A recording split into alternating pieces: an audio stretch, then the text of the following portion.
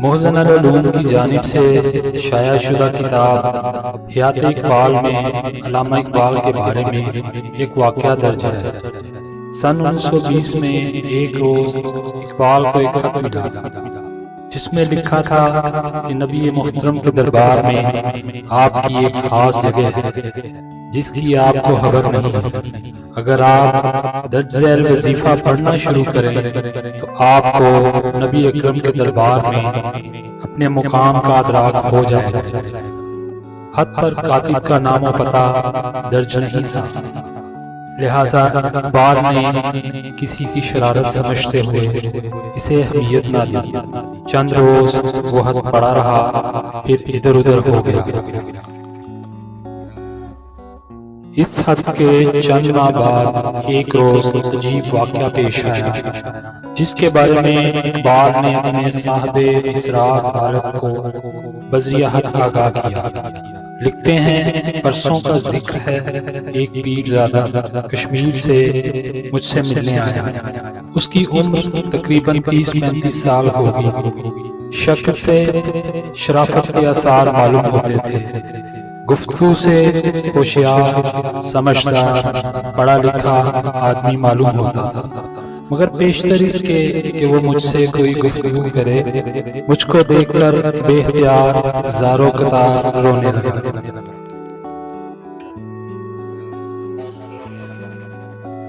میں نے سمجھا کہ شاید مصیبت زدہ ہے، مجھ سے کوئی مدد چاہتا ہے۔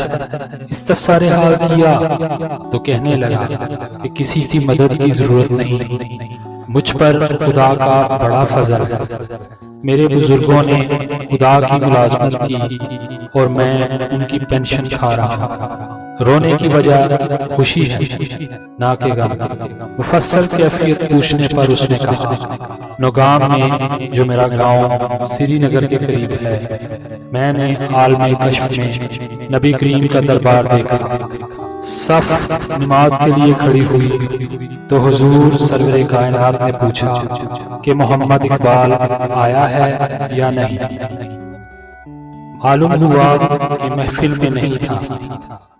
اس پر ایک بزرگ کو اقبال کو بلانے کے واسطے بھیجا گیا۔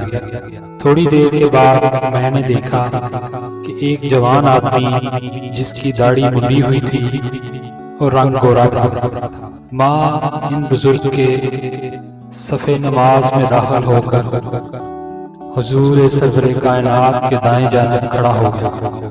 پیرزادہ صاحب کہتے ہیں، اس سے پہلے میں آپ کی شکل سے واقف نہیں تھا، نہ نام معلوم تھا۔ کشمیر میں ایک بزرگ نجم الدین صاحب ہیں جن کے پاس جا کر میں نے یہ سارا قصہ بیان کیا۔ انہوں نے آپ کی بہت تعریف کی، وہ آپ کو آپ کی تحریر کے ذریعے سے جانتے ہیں۔ گو کہ انہوں نے آپ کو کبھی دیکھا نہیں۔ اس دن سے میں نے ارادہ کیا کہ لاہور جا کر آپ کو ملوں گا، سو محض آپ کی ملاقات کی خاطر میں نے کشمیر سے سفر کیا ہے، اور آپ کو دیکھ کر مجھے بے اختیار رونا اس واسطے آیا کہ مجھ پر میرے کشف کی تصدیق ہو گئی، کیونکہ جو شک آپ کی میں نے حالت کشف میں دیکھی تھی اس سے سرے منہ فرق نہ تھا۔ اس ماجرے کو سن کر مجھ کو اچانک وہ گمنام خط یاد آیا جس کا ذکر میں نے اس خط کی ابتدا میں کیا ہے۔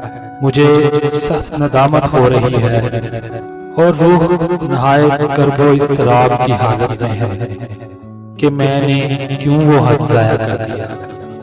اب مجھ کو وہ وظیفہ یاد نہیں جو اس خط میں لکھا تھا۔ اب مہربانی کر کے اس مشکل کا کوئی علاج بتائیں، کیونکہ پیرزادہ صاحب کہتے تھے کہ آپ کے متعلق میں نے جو کچھ دیکھا ہے وہ آپ کے والدین کی دعاؤں کا نتیجہ ہے۔